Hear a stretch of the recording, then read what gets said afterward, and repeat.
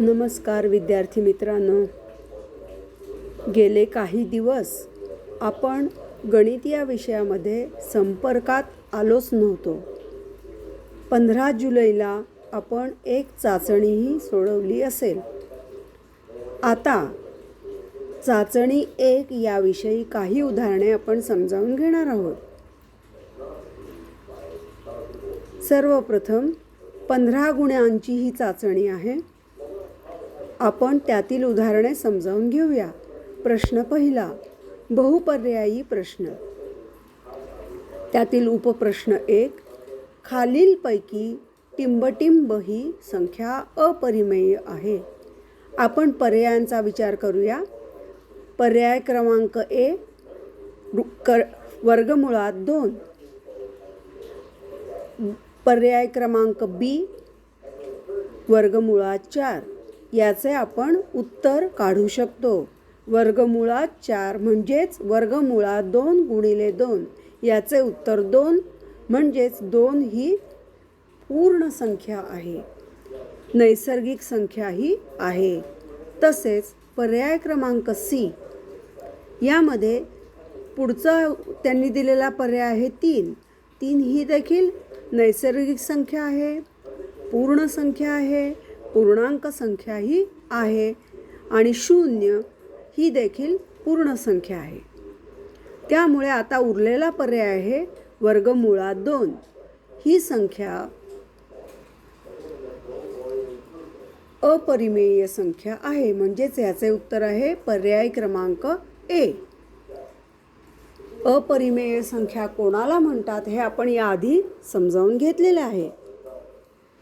त्यापैकी बहुपर्यायी प्रश्नांपैकी उपप्रश्न दुसरा, त्रिकोणाचे 2 कोन अनुक्रमे 30 अंश व 40 अंश असतील तर तिसऱ्या कोनाचे माप काढा.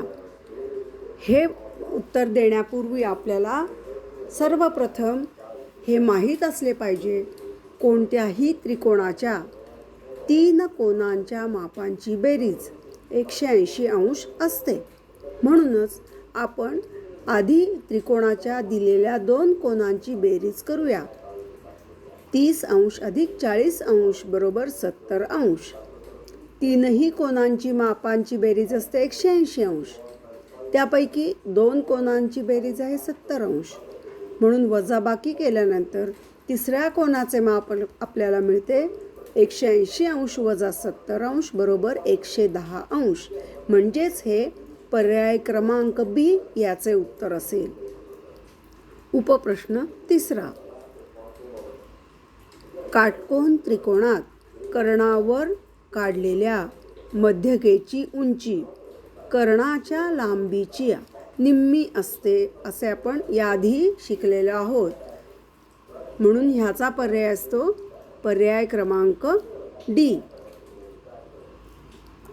उपप्रश्न 4, खालील संख्यांची तुलना करून चौकटीत लिहा व चिन्ह ते लिहा. आता पुन्हा एकदा आपण विचार करूया.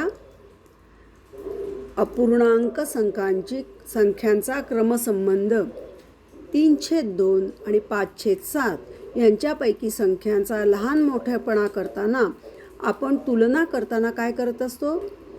एका अपूर्णांकाचा अंश गुणिले दुसऱ्या अपूर्णांकाचा छेद आणि तसेच पहिल्या अपूर्णांकाचा छेद गुणिले दुसऱ्या अपूर्णांकाचा अंश यांचा आपण तिरकस गुणाकार करतो. उदाहरणार्थ 7 गुणिले 3 बरोबर 21 आणि 2 गुणिले 5 बरोबर 10. आता 21 आणि 10 या 2 अंकांमध्ये कोणता अंक लहान आहे? 21.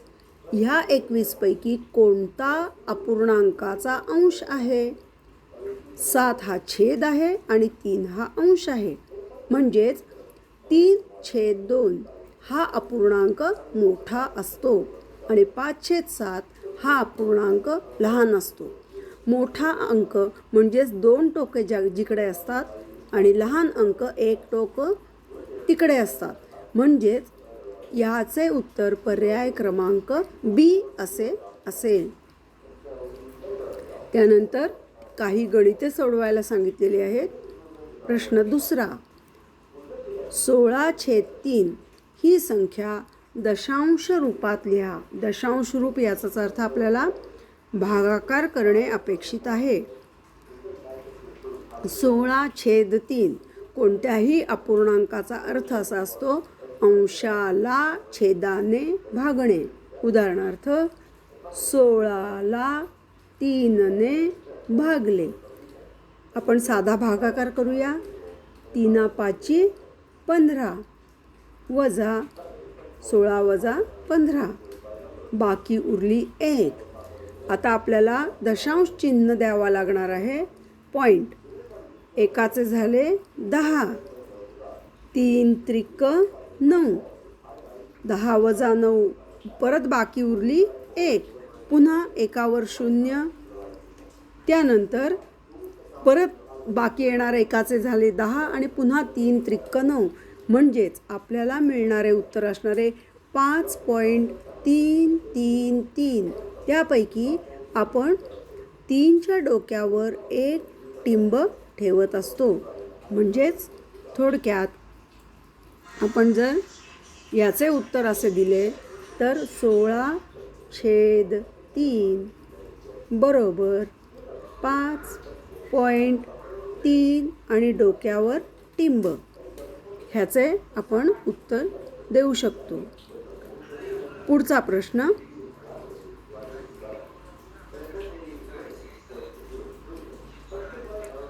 प्रश्न, सोबतच्या आकृतीवर कोन ABD काढा. कोन ABD. आता काळजीपूर्वक जर विचार केला तर त्रिकोणाला 3 आंतरकोन असतात. त्या 3 आंतरकोनांपैकी एक त्रिकोणाच्या बाह्य भागातील कोन जे आपल्याला मिळतो त्या कोनाचे आपण जर व्याख्येनुसार विचार केला तर कोन ABD हा दिलेल्या त्रिकोणाचा बाह्य कोन आहे. याआधी आपण हे समजावून घेतले आहे. त्रिकोणाचा बाह्य कोन हा दूरस्थ आंतरकोनाच्या मापाच्या बेरजेइतका असतो. हा बाह्य कोन आहे. हा त्याचा जवळचा कोन आहे आणि उरलेले 2 जे कोन आहेत त्याला आपण दूरस्थ आंतरकोन असे म्हणत असतो. मग याचाच अर्थ असा आहे की दूरस्थ आंतरकोन हे 2 आहेत आणि त्यांची मापे आहेत 70° आणि दुसरा आहे 50°. यांची बेरीज आहे 70 अधिक 50 बरोबर 120°.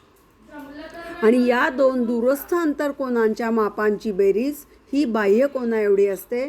म्हणजेच कोन ABD बरोबर कोन BAC अधिक कोन BCA बरोबर बाह्य कोनाचे माप कोन ABD बरोबर 120°. त्यानंतर 5 आणि 3 या दोनही संख्यांनी निःशेष भाग जाळी. निःशेष म्हणजे ज्यांची बाकी 0, शेष म्हणजे बाकी, निःशेष म्हणजेच बाकी 0. अशी एक संख्या ज्या संख्येचे उत्तर आपल्याला असे मिळते की 2 संख्यांचे आपल्याला एक संख्येवर भागल्यानंतर बाकी 0 मिळणे. उदाहरणार्थ आपण विचार करूया. आपल्याला 5 आणि 3 यांचा लसावी काढायचा आहे.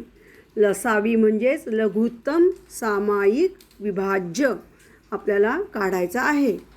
म्हणजेच आपण काय करू शकतो? आपण लसावी काढण्याच्या 2 पद्धती शिकत असतो. उदाहरणार्थ सर्वप्रथम 3चा पाढा आणि दुसरा 5चा पाढा. आणि अशी एक लहानात लहान संख्या जी दोनही पाढ्यामध्ये मिळते तिला आपण म्हणतो निःशेष भाग जाणारी संख्या. आपण पाहूया. सर्वप्रथम 3चा पाढा.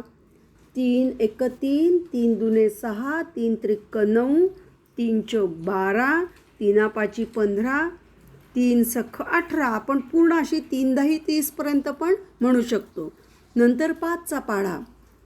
5 1 5, 5 2 10, 5 त्रिक 15. आता आपण हा विचार करूया. 15 ही संख्या 5च्याही पाढ्यात आहे आणि 3च्याही पाढ्यात आहे. आणि ह्यापेक्षा लहान संख्या दोन्ही पाढ्यामध्ये आहे का? तर नाही. म्हणजेच 15 ही अशी संख्या आहे ज्या संख्येला 3 आणि 5 या दोनही संख्यांनी निःशेष भाग जाईल. म्हणजेच 3 आणि 5 हे 15चे अवयव आहेत. याचे उत्तर असते 15. तर विद्यार्थी मित्रांनो, ही सर्व चाचणी 1 मध्ये येणारी उत्तरे तुम्हाला समजावून सांगितली आहे. ती काळजीपूर्वक पहा आणि तुमच्या वहीमध्ये तारखेनिशी लिहा. काही शंका असल्यास विचारा. धन्यवाद.